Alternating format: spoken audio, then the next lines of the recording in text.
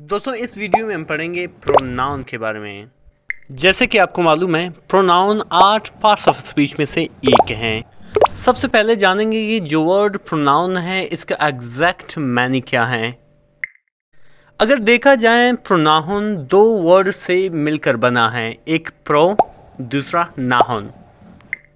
Pro का मतलब for यानी कि के लिए, जबकि नाउन का मतलब कोई नाम, चाहे किसी शख्स का हो, चाहे किसी चीज़ का हो, चाहे किसी आइडिया का हो। जब हम इन दोनों को मिलाते हैं तो ये बनता है फॉर नाउन, यानी कि नाउन के लिए, यानी कि कोई ऐसा वर्ड जो नाउन के लिए या नाउन की जगह इस्तेमाल हो, हम उसको क्या कहते हैं, उसको प्रोनाउन कहते हैं। चलिए इस एग्जाम्पल से इसको ज़्यादा बेहतर तरीके से अंडरस्टैंड करते हैं। सारा is a teacher, she works at school. जैसे कि आप देख रहे हो कि यहाँ पे मैंने शी का इस्तेमाल किया है और ए शी सारा को रिप्रेजेंट कर रहा है जो एक नाउन है। That's why we call it pronoun. अभी आपके जहन में एक क्वेश्चन आता होगा कि हम तमाम सेंटेंसेस में इस सेम नाउन को क्यों इस्तेमाल नहीं कर सकते।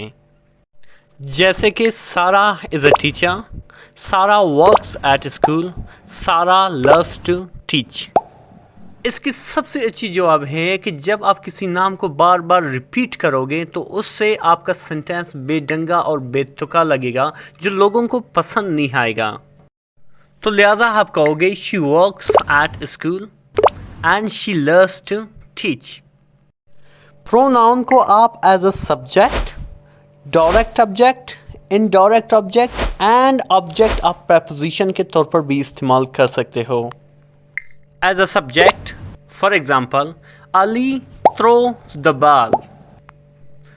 So it becomes he throws the ball. As a direct object, Ali throws the ball. Ali throws it. As an indirect object, Ali throws me the ball. As an object of preposition, Ali throws the ball I above him. Thanks for watching. Please like and subscribe.